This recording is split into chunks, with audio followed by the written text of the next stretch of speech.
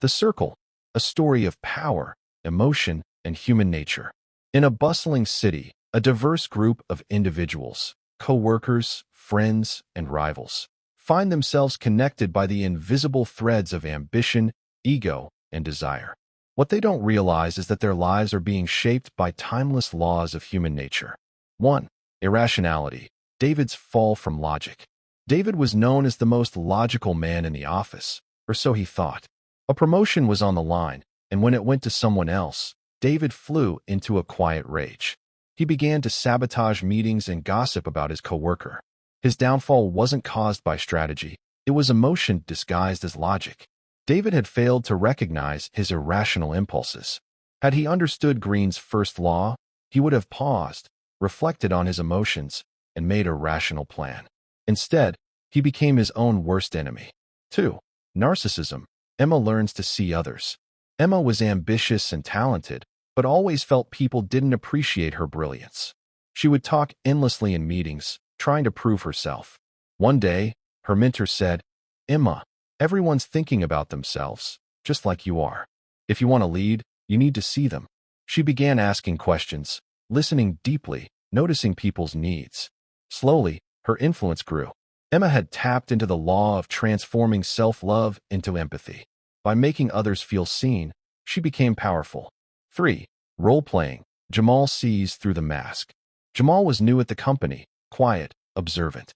He noticed something strange. The cheerful HR manager always smiled, but her eyes didn't. One day, he stayed late and overheard her threatening someone over email. Her kindness was a mask. Jamal learned that people wear roles like armor, to protect, to deceive, or to survive. He became skilled at reading between the lines, body language, tone, micro-expressions. He saw through the roles people played and avoided dangerous alliances. 4. Compulsive behavior. Sophia's pattern. Sophia had a brilliant mind, but always ended up in chaotic relationships. Her friends noticed the pattern, but she insisted it was just bad luck. After reading an old psychology book, she realized, "I keep chasing emotionally unavailable people, trying to prove I'm worthy." She was living in a repetitive behavioral loop, rooted in childhood. By becoming aware of her patterns, Sophia finally broke free. Greene's law of compulsive behavior teaches that what you don't understand controls you. 5. Covetousness. The story of Ryan and the corner office. Ryan was content in his job until his best friend was promoted. Suddenly, he felt empty, like he was missing something. He began working late, gossiping, even sabotaging projects. He didn't want the corner office. It was who had it that made him burn with envy. This is the law of covetousness. We want things more when others have them. Greene warns us to guard our desires, lest they control us. 6. Short-sightedness. Mia's quick win, long loss. Mia wanted fast success.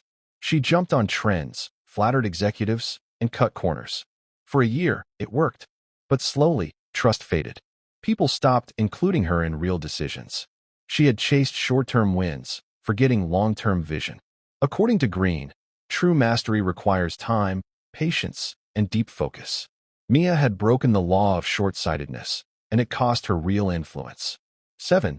Defensiveness. Carlos loses his team. Carlos was brilliant, but overly sensitive. Any feedback felt like an attack.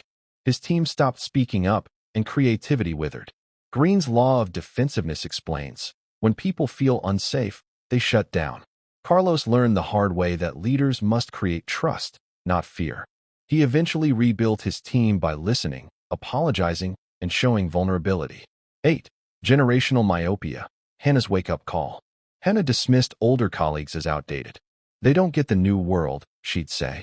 But when a crisis hit, budget cuts, chaos, those same outdated mentors guided the team through it with experience and wisdom. Greene teaches, every generation thinks it knows better, but true wisdom honors those who came before and learns from them. 9. Group dynamics. The echo chamber. In the startup Vision Core, the founders all came from the same background, same ideas. They praised each other constantly. One day, a junior employee, Leo, challenged their strategy. He was ignored and later fired. 6 months later, the company collapsed. They had silenced dissent and fallen into groupthink, ignoring reality. This echoes Greene's warning. Groups seek harmony, but often at the cost of truth. Wise leaders invite disagreement. 10. Mortality, realizing what truly matters.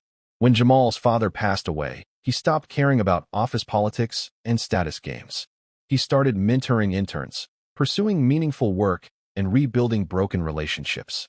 Greene's final law, the law of mortality, reminds us that death is the great equalizer. Accepting our mortality leads to grace, humility, and deeper connection. Final reflection, the web of human nature. As months passed, each person in the circle, David, Emma, Jamal, Sophia, Ryan, Mia, Carlos, Hannah, and Jamal, learned something vital. That we are all shaped by forces we don't always understand. That true power doesn't come from manipulation or dominance, but from awareness of others, of history, and most of all, of ourselves. Conclusion. Robert Greene's The Laws of Human Nature is not just a book, it's a mirror. Through characters like the ones in this story, we see how these laws play out every day in workplaces, families, and friendships. By understanding them, we gain not control over others, but mastery over ourselves.